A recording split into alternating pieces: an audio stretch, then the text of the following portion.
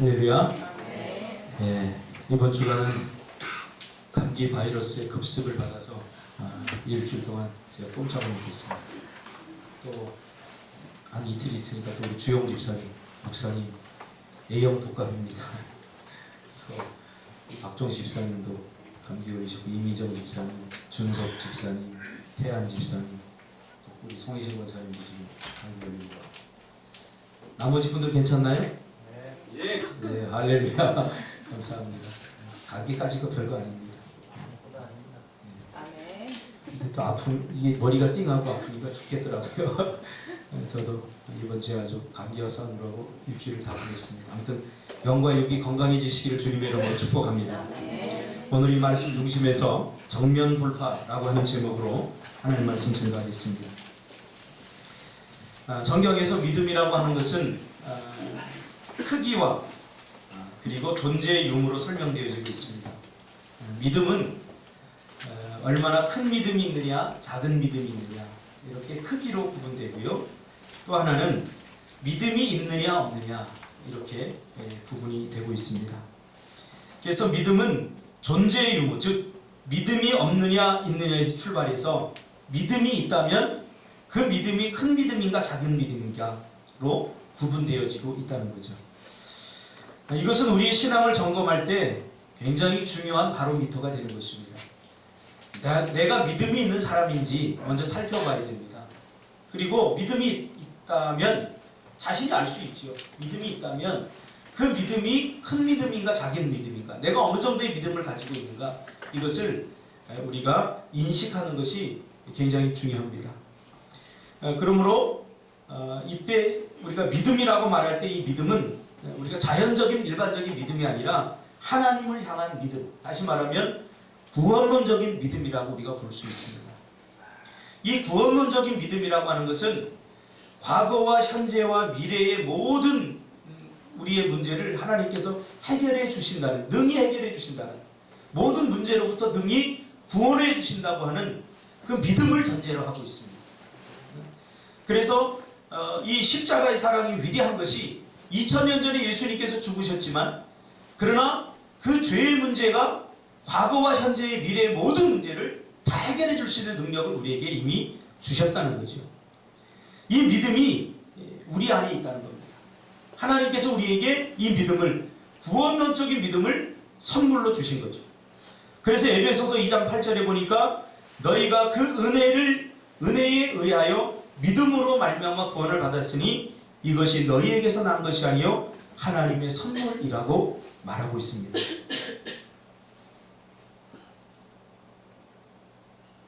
그러면 우리가 믿는다고 할 때 우리가 무엇을 믿는 겁니까? 우리가 예수를 믿어.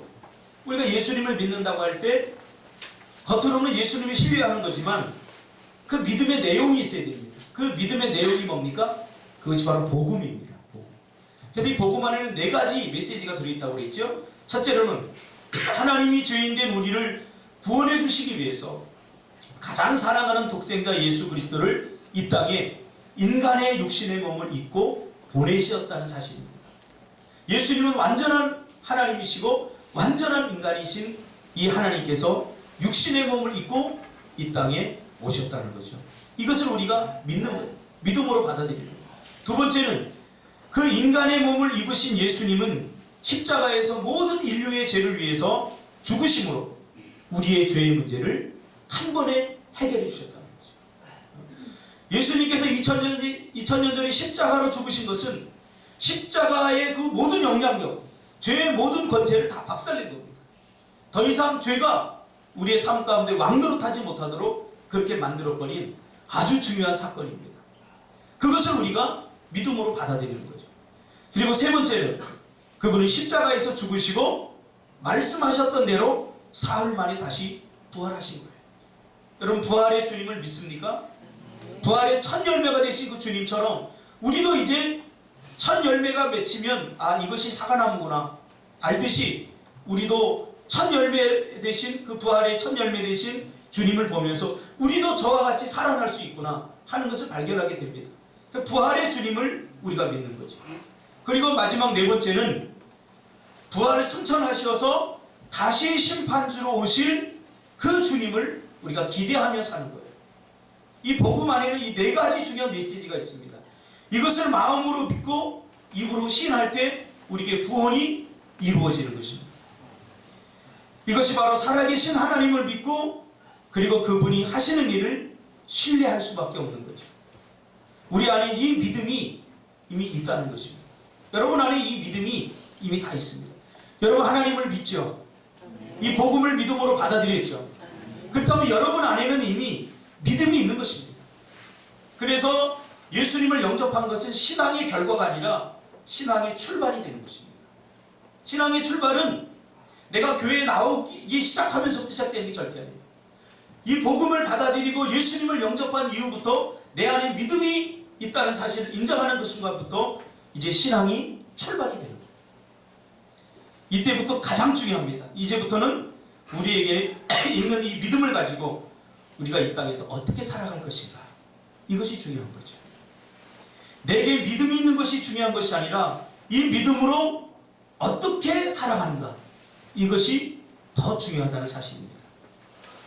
오늘 엘리멜렉 가정은 믿음이 있음에도 불구하고 믿음대로 살지 않고 극심한 흉년이 오자 살아계신 하나님을 신뢰하지 못하고 의심하며 결국 자기 뜻대로 모압으로 이민을 떠났던 것.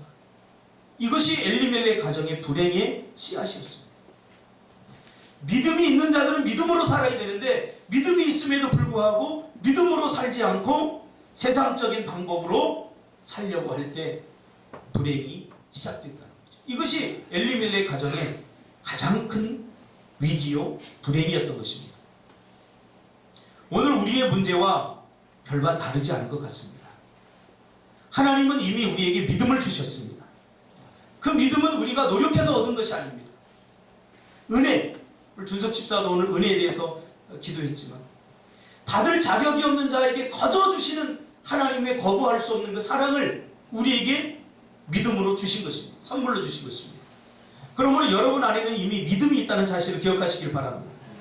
그러면 왜 믿음을 주셨습니까? 믿음으로 살라고 믿음을 주신 겁니다.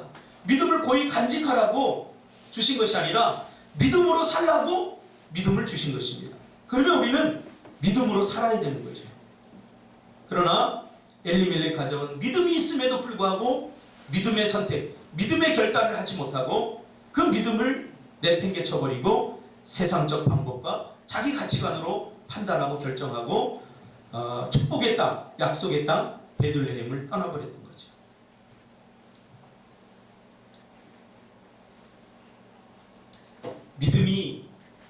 믿음이 사라져버리면 불과 며칠 전까지만 해도 하나님의 살아계심을 체험하고 놀라운 은혜를 고백했음에도 불구하고 어느 날 갑자기 믿어지지 않습니다. 믿음에 대해서 무기력해질 때가 있습니다. 왜 그렇죠? 믿음의 흉년이 온 것입니다. 사실 이 베들레헴의 그 눈으로 보이는 흉년이라고 하는 것은 눈에 보이지 않는 영적 흉년을 드러내기 위한 하나의 문학적 기법입니다. 그렇죠? 지금 이스라엘 온 땅에 베들레헴 약속의 땅에 흉년이 왔어요. 근데 거기에만 눈이 꽂히면 안 됩니다. 이 흉년을 보면서 우리는 이스라엘 백성들의 영적 기간, 영적 흉년을 봐야 되는 거죠. 이스라엘 백성들이 불과 얼마 전까지만 해도 하나님의 기적과 하나님 살아계심을 체험하지 않았습니까? 이 룻기의 배경이 사사기라고 했습니다. 사사기는 6가지 사이클이 계속 돌아간다고 그랬죠. 그렇죠?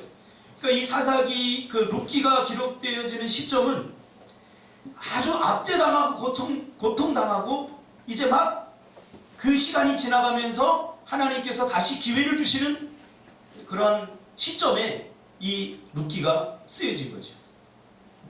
그 불과 얼마 전까지만 해도 하나님의 도우심으로, 하나님의 역사하심으로, 야, 하나님 정말 살아계시구나, 하나님 나에게 믿음을 주셨구나, 그러면서 하나님을 자랑하던 자들이 이제 육신의 흉년이 오니까 야, 하나님도 믿지 못하겠다, 그렇게 변질되어 버리더라는 것입니다. 그러면 이 육신의 흉년은 우리가 비가 오지 않거나 또 곡식이 잘 되지 않아서 오는 거라면 믿음의 흉년, 영적 흉년은 어떨 때 올까요? 영적인 흉년은 들음에 실패할 때 오는 것입니다. 하나님의 말씀은 영의 양식입니다. 영의 양식. 근데 이 영의 양식을 공급받지 못한 것, 그것을 성경에서는 듣지 않았다라고 표현합니다. 그렇죠? 여러분, 먹지 않고 하루를 버틸 수 있는 사람, 먹지 않고 세상을 살아갈 수 있는 사람 없습니다. 먹지 않으면 배고프고 먹지 않으면 죽습니다.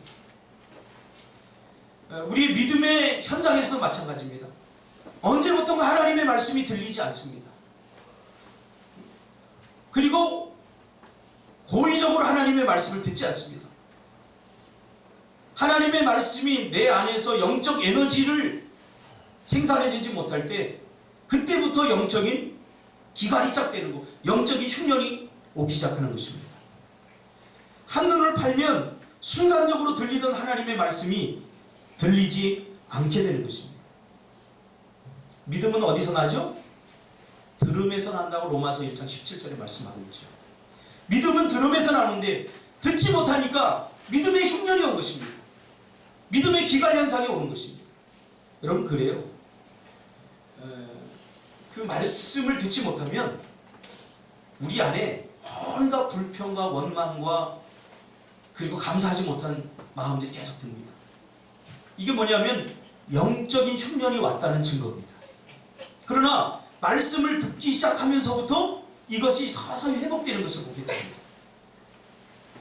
이 엘리멜렉 가정은 하나님의 음성을 듣는 데 실패한 거죠. 자기 내면의 소리, 주변 사람들의 소리에 귀를 기울이니까 믿음이 점점 약화되는 것입니다. 여러분, 내 안에 있는 성령의 음성을 들으시길 바랍니다. 하나님의 말씀으로 내 삶에 자꾸 공급을 해야 되는데 이 공급의 통로가 끊어져 버릴 때 영적인 흉년이 오는 거죠. 이 영적인 흉년이 오면 하나님의 말씀을 듣고 싶지도 않습니다. 예배의 자리에 오고 싶지도 않아요. 기도하는 것이 그냥 힘들어만 져요. 불과 얼마 전까지만 해도 하나님은 살아계십니다. 하나님이 이렇게 응답하셨습니다. 하나님께 영광을 돌려드립니다. 이런 이야기를 하던 사람들이 어느 날 갑자기 가슴이 냉랭해져. 하나님의 말씀이 더 이상 나에게 들리지 않기 때문이죠. 하나님의 말씀은 영적 생명입니다. 우리에게 삶의 어떤 희망을 자꾸 주는 것이 하나님의 말씀입니다. 로마서 10장 17절에 보니까 그러므로 믿음은 들음에서 나며 들음은 그리스도의 말씀으로 말미암느니라. 여기서 듣다라고 하는 말은 단순히 히어링 한다는 말이 아니라 순종한다는 말이죠. 그래서 로마서 10장 17절의 연속적인 문맥인 21절에서 이스라엘에 대하여 이르되 순종하지 아니하고 거슬러 말하는 백성에게 내가 종일 내 손을 벌렸노라 하였노라 그렇게 말씀합니다. 하나님은 듣지 않았다 이 말을 이스라엘 백성에게 순종하지 않았다라고 그렇게 표현하고 있는 거죠. 하나님께서 순종하라고 구걸하고 있는 거죠. 제발 내 말을 들어라, 내 말을 들어라 라고 이스라엘 백성에게 구걸하고 있죠. 그러나 이스라엘 백성들은 매몰차게 나 하나님의 말씀을 듣지 않겠습니다. 그리고 고의적으로 귀를 막고 듣지 않는 거죠. 이것이 이사야서의 핵심적 내용입니다. 하나님께서 희망의 메시지를 전하고 이스라엘 백성들의 살 길을 알려주는 말씀을 전했지만 이스라엘 백성들은 고의로 귀를 막고 듣지 않았다고 이사야가 그렇게 고백하고 있는 걸 보게 됩니다. 결국 그래서 모든 것을 다 잃고 나서 나오미는 이제 귀를 기울이기 시작합니다. 어디에요? 고향 땅 베들레헴 소식에 관심을 갖게 되고 귀를 기울이게 됩니다. 고향 땅에 귀를 기울이니까 고향 땅에서 들려오는 소식이 있습니다. 베들레헴에서 들려오는 소식으로 인해서 관심을 갖게 됩니다. 야, 베들레헴에 하나님께서 양식을 주심으로 그들이 굶어 죽지 않았대 하는 소식을 듣게 됩니다. 이전까지만 해도 베들레헴은 뭡니까? 떡집, 말씀의 집입니다. 말씀에 관심이 없었어요. 베들레헴 떡집이잖아요. 말씀이잖아요. 이전에는 관심이 없었어요, 말씀에. 그런데 모든 것을 다 잃고 비참한 상태가 되니까 이제는 내가 떠났던 그 땅, 내가 떠났던 말씀, 거기에 서서히 관심을 갖게 되더라는 거예요. 그런데 거기서 들려오는 소식을 들으니까 하나님께서 이스라엘 백성들을 먹이시고 살리셨대 하는 소식을 들으면서 이제 나오미의 믿음이 서서히 회복되는 것을 보게 됩니다. 여러분, 말씀에는 강력한 힘이 있습니다. 살리는 힘, 회복시키는 힘, 강력한 에너지가 있는 것입니다. 말씀을 한 일주일만 듣지 않아보세요. 예배를 한 일주일만 드려보지 말아보세요. 그러면 삶이 곤고해집니다. 예배가 사라져버리고 말씀이 내 안에 들어오지 못하면 삶이 피폐해집니다. 피폐해집니다. 그래서 온갖 불평과 회의적이고 비판적인 시간만 그렇게 계속해서 드러나게 됩니다. 하나님의 말씀에는 살리는 힘, 창조적인 힘, 회복의 능력이 있습니다. 아멘. 히브리서 4장 12절에 보니까 하나님의 말씀은 살아있고 활력이 있어 좌우의 날선 어떤 검보다 예리하며 혼과 영과 및 관절과 골수를 찔러 쪼개기까지 하며 또 마음의 생각과 뜻을 판단하시느니라. 아멘. 먹지 않고 버틸 수 있는 사람 없듯이 하나님의 말씀을 공급받지 않고 영적 세계에서 버틸 재간이 없다는 사실입니다. 그래서 말씀에서 시작되어야 됩니다. 한국교회의 100년 전의 부흥은 말씀에서 시작됐습니다. 이사야는 말씀에서 떠난 이스라엘 백성들을 향하여 다시 돌아오라, 다시 돌아오라 라고 계속 외치고 있는 것입니다. 말씀에서 잠시 떠나보면 우리는 얼마나 패역하고 완악하고 고집쟁이로 변하는지 하나님은 잘 알고 계신 거죠. 누구의 말도 듣지 않게 됩니다. 이것이 바로 영적 흉년을 맞이한 엘리멜렉 가정의 비극입니다. 그러므로 엘리멜렉과 기련과 말년의 죽음은 믿음이 있지만 믿음으로 살지 않는 자들의 미래라고 말할 수 있습니다. 이미 믿음을 선물로 주셨지만 믿음으로 살지 않는 자들의 미래, 그것은 바로 엘리멜렉과 기련과 말년처럼 되어진다고 성경이 우리에게 보여주고 있는 거죠. 사실이 아니었으면 좋겠지만 성경은 그렇게 말하고 있죠. 그래서 1장 6절에 여호와께서 자기 백성을 돌보시사 그들에게 양식을 주셨다 함을 듣고 란 말이 나오죠. 그뿐 아니라 들은 것에 그치지 않고 이제 행위적으로 돌이켜서 다시 말씀의 땅으로 돌아오려고 한다고 6절은 말하고 있습니다. 이것이 희망입니다. 그러면서 2장과 3장을 지나면서 나오미의 신앙이 서서히 회복되는 것을 보게 됩니다. 말씀의 방향으로 삶을 돌이키고 그 말씀의 집으로 다시 돌아오려고 말씀의 관심을 가지려고 하면서 나오미의 신앙이 서서히 회복되는 것을 보게 됩니다. 우리는 나오미의 믿음을 평가하는 것에 매우 조심해야 합니다. 믿음이 있고 없고를 사람이 판단할 수 없기 때문입니다. 그러나 적어도 나오미의 이 행동을 통해서 믿음 있는 사람은 어떻게 행동하는지 우리가 가늠할 수 있습니다. 그리고 그 믿음 있는 한 사람이 주변의 사람들에게 어떻게 믿음의 영향력을 미칠 수 있는지도 우리가 알게 됩니다. 그는 믿음이 연약할 때 늘 소극적이고 도망치려고 했고 굉장히 수동적이었습니다. 그러나 지금 베들레헴에 와서는 이 나오미가 완전히 달라졌습니다. 완전히 달라졌습니다. 그는 굉장히 적극적이 되었고 능동적이 되었고 현실과 당당히 맞서게 되었습니다. 베들레헴에 와서 완전히 바뀐 거죠.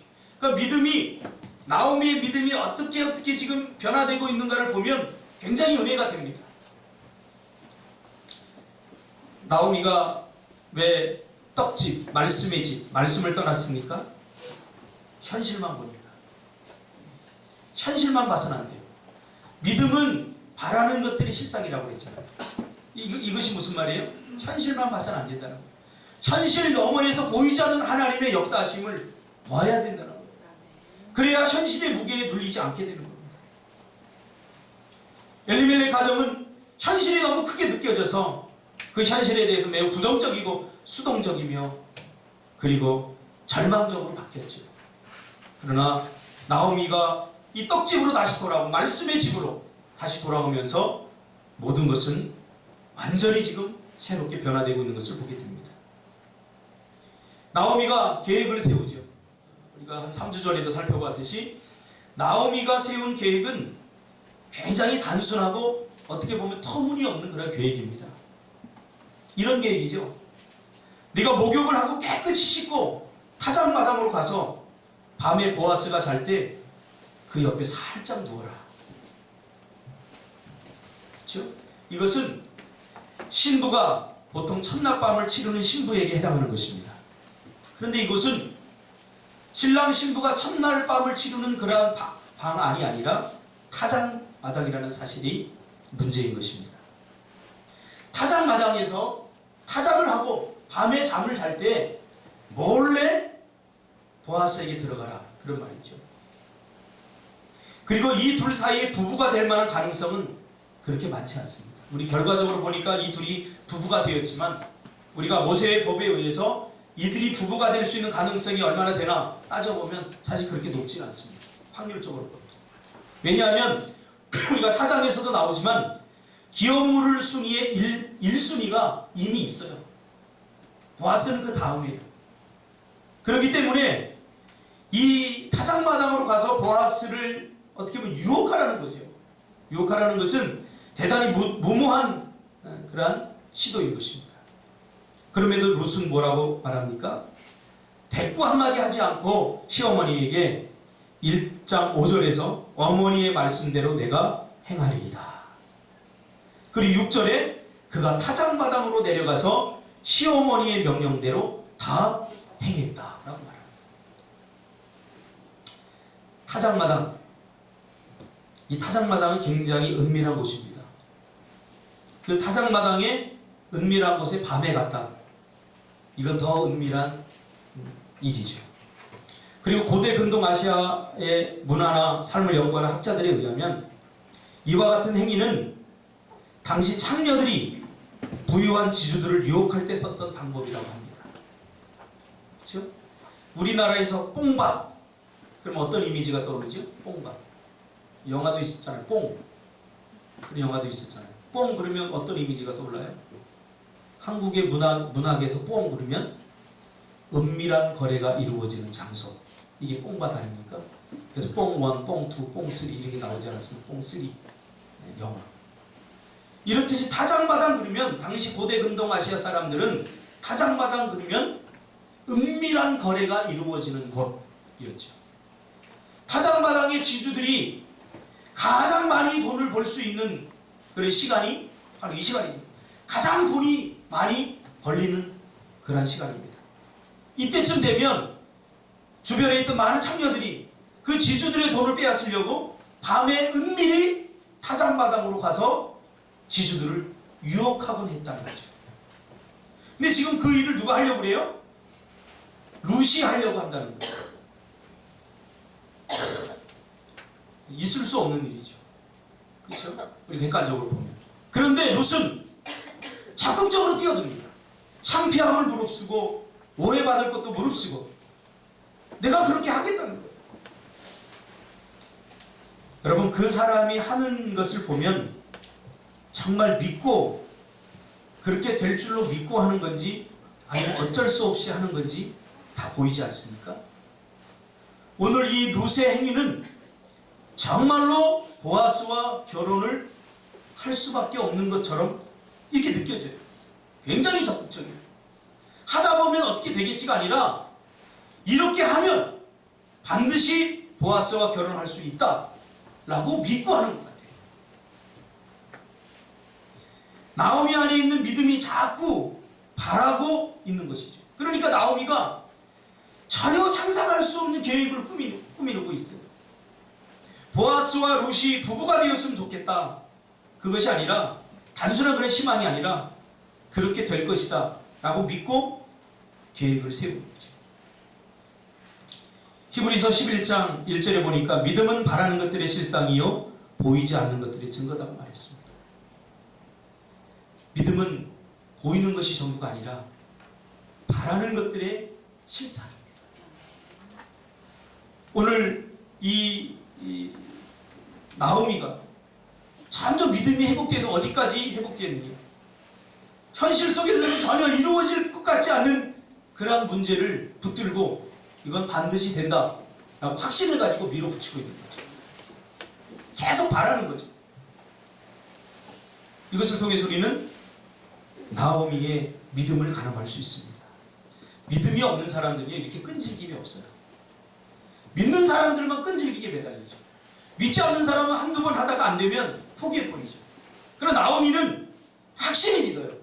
그래서 끈질기게 지금 매달리고 있는 겁니다.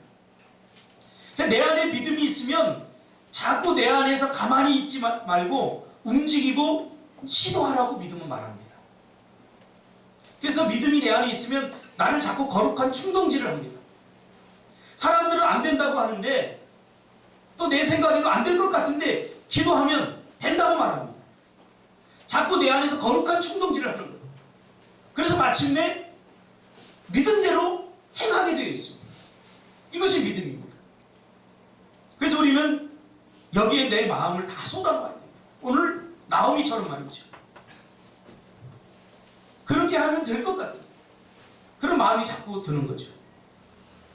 이미 한번 우리가 다루었지만 잠언 16장 9절에 보니까 사람이 마음으로 자기의 길을 계획할지라도 그의 걸음을 인도하시는 이는 여호와시니라. 이 말씀을 보통 우리는 내 계획, 내가 아무리 계획을 세워도 하나님의 마음에 들지 않으면 의미가 없다 이렇게 해석하는데 사실은 반대적 의미가 더 크다고 제가 얘기했죠. 이 나오미의 정말 허접한 계획, 나오미의 이 치밀하지 못한 계획을 하나님께서 완성시키고 있잖아요. 사람이 마음으로 자기의 길을 계획할지라도 그 계획이 아무리 허술하고 그 계획이 아무리 허접하다고 할지라도 하나님의 뜻에 맞으면 그것을 누가 완성시켜요? 하나님께서 완성시킨다는 거예요. 인간이 부족하고 하찮은 계획일지라도 하나님은 합력하여 선을 이루게 하시는 분이라는 사실입니다. 그리고 적극적으로 이 룻이 나오미가 시킨 대로 보아스의 이불을 파고듭니다. 깜짝 놀라서 깨보니까 발밑에 한 여인이 누워있는 것이 보입니다. 누구냐라고 물으니까 나는 당신의 여종 룻입니다. 그러니 당신의 옷자락을 펴서 나를 덮어달라고 말합니다. 참 이게 무식해도 이런 무식이 없어요. 나하고 살아달라는 거예요. 난 당신의 부인이 되겠다는 거예요. 결혼을 하지도 않은 상태에서 나 당신 마음에 드니까 당신 내 남편이 되어달라고 지금 무작정 떼를 쓰는 거예요. 굉장히 무모한 도전이죠.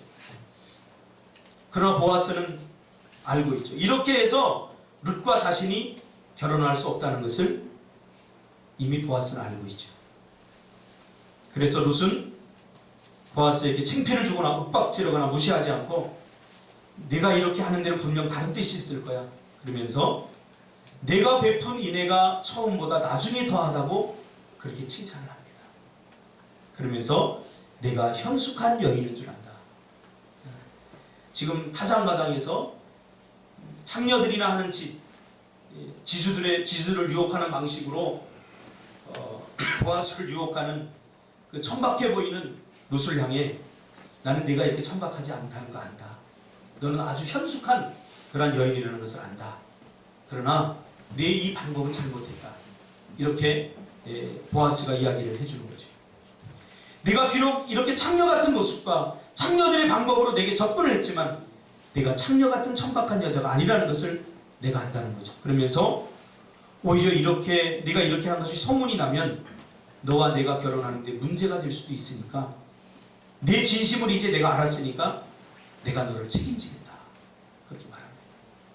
드디어 아무도 책임져 주지 않았던 룻 그리고 나오미 이 가정에 책임지겠다고 나선 사람이 생깁니다. 이것이 바로 보아스입니다. 그래서 안심을 시키고 새벽 이른 시간에 아무도 보지 않는 가운데 그의 겉옷에 보리 6대를 대어 주어 보냅니다. 룻과 나오미는 더 이상 머무르지 않죠. 이제는 적극적으로 나서죠. 시도하죠. 그렇죠? 이것이 믿음 있는 자들의 모습이라는 거예요. 더 이상 누가 나를 어떻게 해주겠지. 누가 나를 위해서 어떻게 좀 해주겠지 하고 수동적으로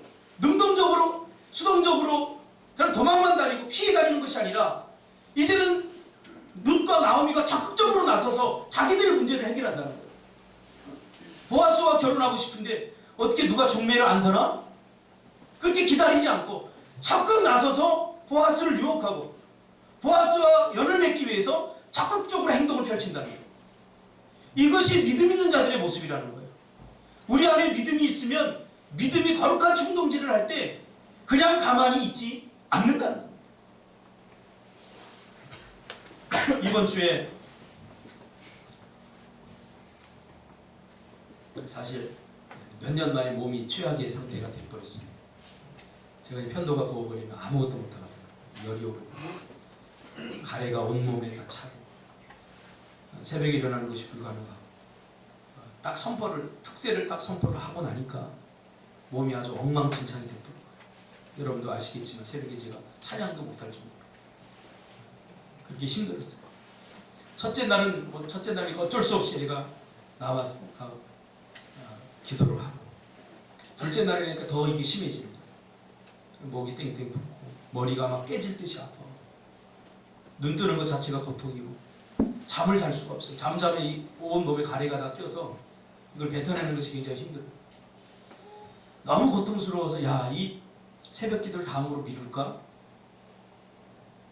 그렇게 생각도 했어요. 그래서 하나님께 기도했어요. 하나님, 이 특세 내년으로 미루면 안 되겠습니까? 하나님께서 응답을 안 하시고 묵묵부답하시고 제가 얼마나 몸이 고통스럽고 힘들고 그런 얘기를 했겠습니까? 근데 하나님께서 한 3일째 되던 날 저에게 그런 말씀을 주셔요. 히브리서 10장 38절. 나의 의인은 믿음으로 살리라. 또한 뒤로 물러가면 내 마음이 그를 기뻐하지 아니하리라 하셨느니라. 39절. 우리는 뒤로 물러가 멸망할 자가 아니요 오직 영혼을 구원함에 이르는 믿음을 가진 자니라. 이 말씀을 저에게 싹 주셨어요. 제가 그래 하자.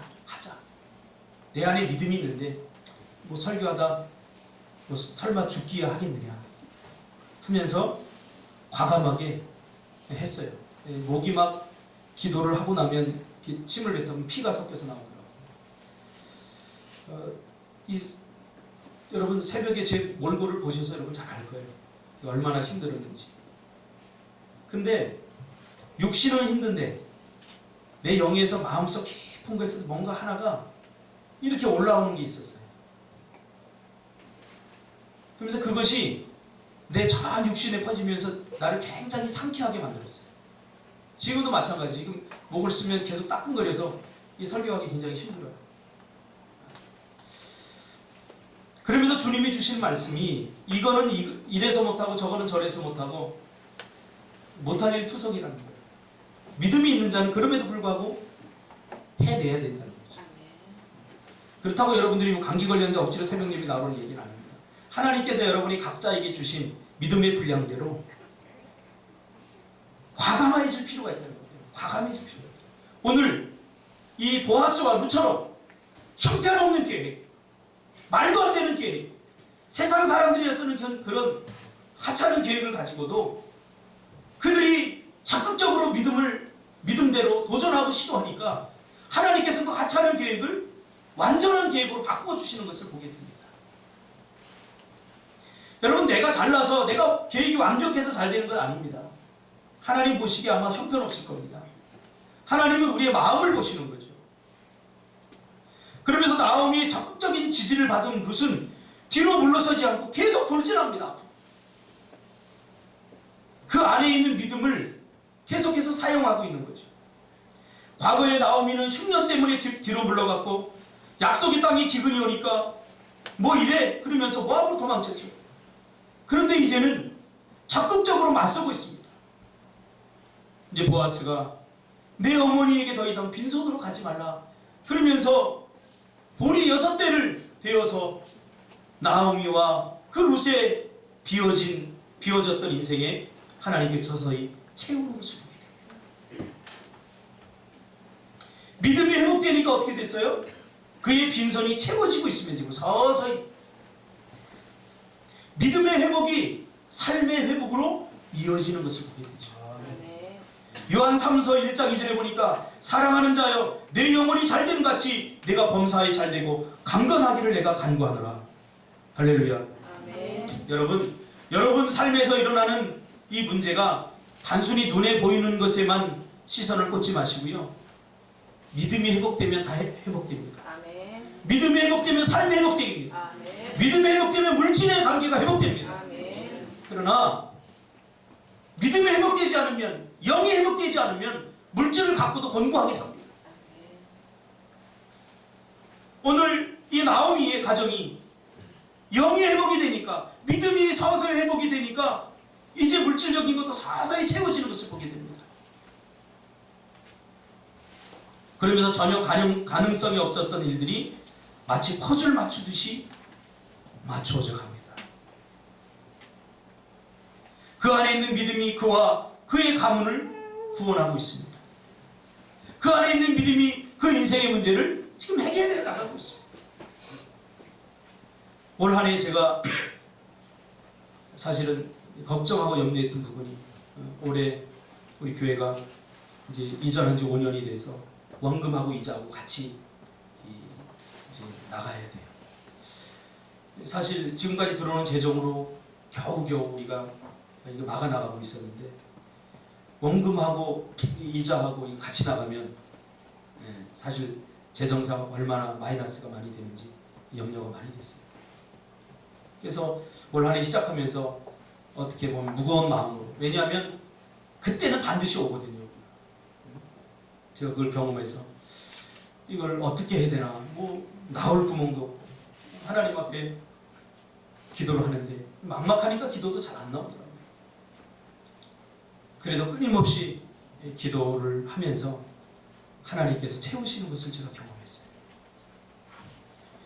그러니까 어려운 환경이 올 때 우리가 그 환경만 보면 안 됩니다. 하나님께서 그 환경을 통해서 내가 무엇을 깨닫고 내가 어떻게 반응하기를 원하는가, 이것이 중요한 것입니다. 너무너무 현실이 힘들고 어려우면 기도조차 나오지 않을 때가 있죠. 저도 많이 경험했습니다. 그럼에도 불구하고 기도해야 됩니다. 그래서 내 영이 침체해버리면 나는 모든 것을 다 잃게 됩니다. 한순간에. 여러분 그렇지 않습니까? 제가 믿음이 좋은 사람들이 타락하고, 믿음이 좋은 사람들이 한순간에 교회를 떠나고, 믿음이 좋았던 사람들이 한순간에 믿음을 포기하는 것 지금 많이 보았습니다. 순간입니다. 순간.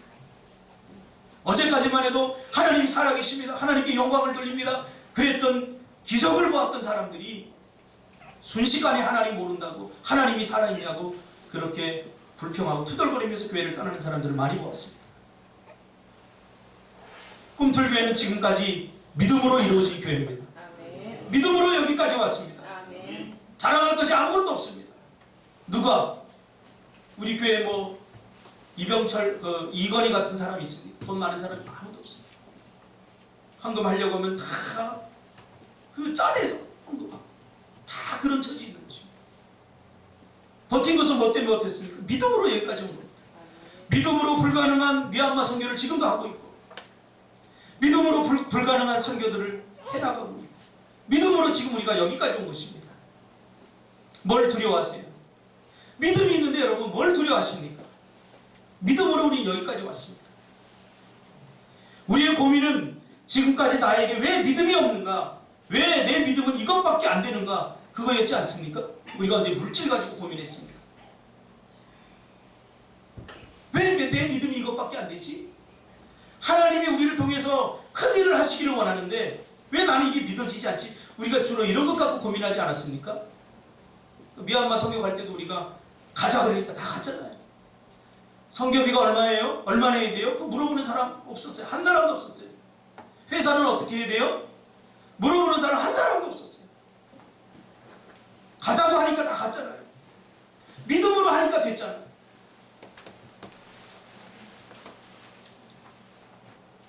내 믿음대로 되라는 주님의 말씀이 그대로 이루어지는 것입니다. 앞으로도 그럴 것입니다, 여러분. 믿는 사람은 그 믿음의 결과를 볼 것이고, 믿음 대신 의심과 불신이 마음을 지배하면 더 이상 신앙의 진보는 일어나지 않습니다. 그래서 가장 불쌍한 그리스도인은 믿음이 없는 그리스도인입니다. 가장 불쌍한 어부는 배가 없는 어부입니다. 농사 지을 줄 모르는 농부, 그 농부입니까? 그리스도인이 믿음이 없다면 이것보다 처참하고 이것보다 비극적인 일이 없습니다. 아무것도 믿어지지 않으니까 매일 의심과 불신에 붙들려 살게 되는 것입니다. 오늘 우리 이 나오미의 가정에서 일어난 이 사건을 우리가 보면서 다시 한번 우리가 우리에게 믿음을 회복해 달라고 하나님께 기도하시길 바랍니다. 아멘. 혹시 여러분 가운데 영적인 흉년이 온 사람들이 있습니까? 다시 말씀을 들으시길 바랍니다. 사사기서 우리 7장에 보니까 이스라엘 백성과 미디안 13만 5천 명이 싸우는 장면이 나옵니다. 미디안 13만 5천 명이 나옵니다. 이스라엘 백성들 야 미디안이 쳐들어왔다 모이라. 그러니까 겨우 3만 2천 명이 됩니다. 근데 하나님은 뭐라고 합니까? 너무 많다는 거예요. 믿음의 눈으로 볼 것이냐 아니면 현실의 눈으로 볼 것이냐 여기서 결정되는 거죠. 너무 많다는 거예요. 그래서 두려워하는 자, 떠는 자, 싸울 마음이 없는 자 돌려보냅니다. 10,000명이 남았어요. 13만 5천 대 10,000명 게임도 안 됩니다. 한 14대 1입니다. 14명과 한 사람이 싸우는 것과 마찬가지입니다. 그런데도 하나님은 너무 많다는 거예요. 그러면서 하나님이 하시는 말씀이 뭔지 아세요? 만약 너희들이 지금 이렇게 싸워서 이기면 너희들의 힘으로 싸워 이겼다라고 너희들이 착각할 수도 있기 때문에 아예 싸워서 이길 수 없는 불가능한 숫자를 만들어버리니까 하나님께서 몇 명? 300명 300명으로 13만 5천 명 이길 수 있습니까? 없어요. 그래서 하나님 도저히 불가능해 이기는 것은 이건 하나님만이 하실 수 있는 일이야. 저는 이 에피소드를 보면서요 우리 인간의 본질을 제가 바라보게 됐어요. 사람은요 하나님이 하신 것을 자기가 했다고 착각하는 순간 교만해지기 시작해요. 내가 한 일입니까? 아닙니다. 내가 했어. 내가 중심에 서려고 하고 내가 했어. 자기 사랑하고. 교만은 패망의 선봉입니다. 교만은 반드시 망합니다. 절대 교만해서는 안 됩니다. 절대 교만해서. 교만해서 쓰러진 사람들 많이 봤습니다. 절대 교만해서 안 됩니다. 그래서 하나님께서는 우리 인간의 이 본질적인 이스라엘 백성들의 마음, 야 가서 자랑할 거니, 야 내가 몇 명을 죽인 줄 알아? 준석 집사 같은 교만한 사람 그럴 거니, 내가 300명을 죽였어. 일단 나 대단하지. 자기 자랑하는 사이에 하나님께서 너를 위해 싸우신 것을 잊어버리게 된다. 이게 얼마나 무서운 일입니까? 사도 바울이 이것을 쓰임받은 후에 버림받는 이유로 서신서에서 말하고 있습니다. 절대 교만해서 안 됩니다. 지금까지 여기까지 온 거, 오늘 성가대도 찬양했듯이 여기까지 온 거 하나님의 은혜 아니겠습니까? 아멘. 하나님께 주신 믿음 그걸 포기하면 안 됩니다. 가장 믿기 힘든 상황, 원치 않았던 상황에 직면하게 될 때, 이때 믿음이 힘을 발휘할 때입니다. 아무리 생각해봐도 길이 보이지 않고 막막할 때, 그때가 믿음을 사용할 때입니다. 다윗처럼 보잘것없는 믿음의 물맷돌을 골리앗을 향해 던져야 됩니다. 그러므로 우리는 조금 더 적극적이 될 필요가 있습니다. 믿음에 대해서. 믿음에 대해서 더 과감해지시기를 주님의 이름으로 축복합니다. 아멘. 두려워 떨어서는 싸울 수 없습니다. 망할 것을 염두에 두고서는 살 수 없습니다.